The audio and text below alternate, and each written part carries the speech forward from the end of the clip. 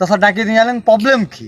হ্যাঁ, ইমাম সাহেব আমার নামে মহল্লার মানুষের সামনে বিচার দেবার আছে। কি বলেন? ইমাম সাহেবের এত বড় সাহস! চলেন তো ইমাম সাহেবের কাছে।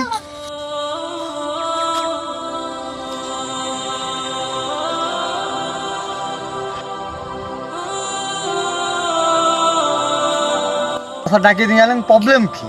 হ্যাঁ, ইমাম সাহেব আমার নামে মহল্লার মানুষের সামনে বিচার দেবার আছে। কি বলেন? ইমাম সাহেবের এত বড় সাহস! চলেন তো ইমাম সাহেবের কাছে। ইমাম সাহেব, জি সভাপতি সাহেব। আপনি নাকি মহল্লায় আমার নামে বিচার দেবার আছে। কি বিষয় সভাপতি সাহেব? আমি নাকি আপনার বেতন কম দিয়েছি। দিয়েছেন তো আপনি।